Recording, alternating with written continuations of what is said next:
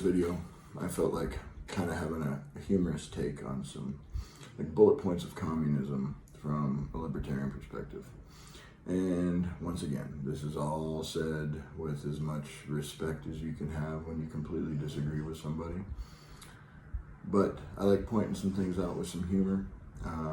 Maybe later on we'll get into like a really deep dive into communism and I guess its failures, considering it doesn't work. But you got a lot of people out there, that's what actually caused this video, that are pro-communism, diehard pro-communism. One of them that I was having a debate with the other day was pro-communism, said that I didn't understand because it wasn't the right kind of communism, or that it wasn't American communism. And one of the things that I pointed out to him was like, there is no right kind of communism, because even if you read all, the communist leaders' books, whether you read the whole thing or you read like the Cliff Notes version of it, it all kind of says the same thing. It says it in different ways. And, it's kind of like certain religions, right? Like, they're very, very similar. But there's like these little minute like tweaks in certain places. But overall, we're just having a brief overview of communism with a little bit of humor. And I'm going to put this out there, and it's going to piss a few people off. And that's kind of the point. I'm not trying to piss them off to be ill or mean. That's not the point. But to cause a little bit of bait to get people to think about things, and maybe it gets people to understand something they don't really understand. So, communism is like a potluck dinner where everybody brings the best dish, but the government decides who gets to eat what. And if you don't like what they give you, tough luck. It's like going to a buffet and being told you can have the salad and the water, comrade. That's it. Communism, they say, is from each according to their ability, to each according to their need. But what happens if your need suddenly is something that they don't want you to have?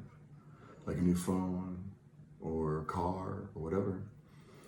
Good luck trying to explain that to the guy in charge of deciding what you get or what you need.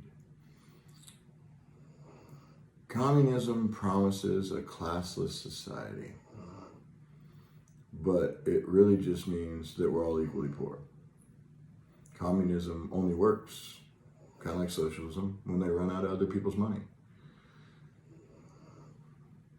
It's like everybody being equally bad at math, so no one feels left out. Math class would be a fucking disaster.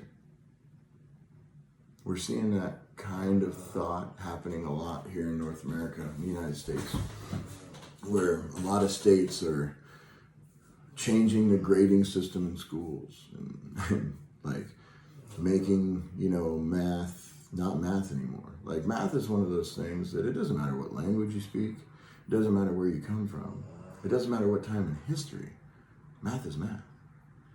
And math doesn't give a shit about your feelings. Statistics don't give a shit about your feelings. But if nobody really understands what's going on, or nobody has the real numbers or the real facts or the real stats, then is it wrong? And so that's why they use to kind of control certain narratives, certain situations. Under communism, the government owns everything, so technically you don't have to worry about property taxes. Instead, you just have to worry about the government taking your shit. So it turns out to be like a giant game of like hide your shit. Like hide and go seek, but you don't want anybody to ever find it, except for you.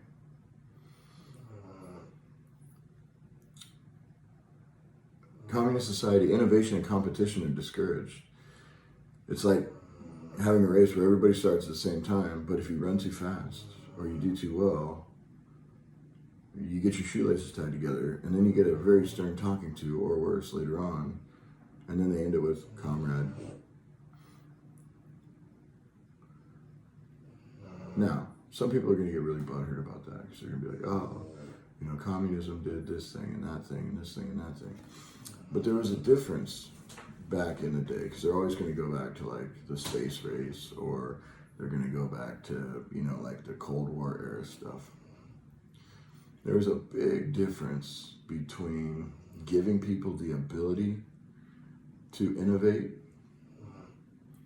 and forcing people to innovate.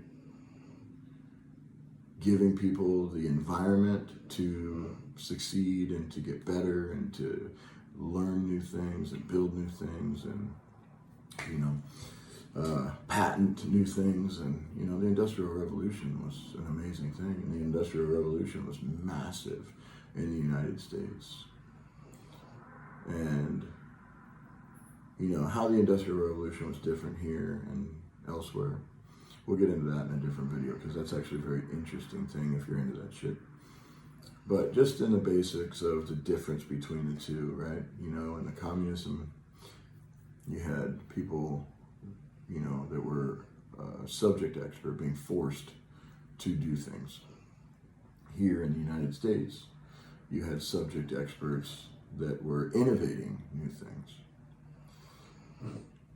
A lot of communist countries are into now, or were into at some time, intellectual theft by spying, by stealing, all different kinds of things. Now, every group did bad shit back in the day. Nobody's innocent here. I'm just making very generalized, kind of basic differentiations so people that may not be really tuned in can kind of understand.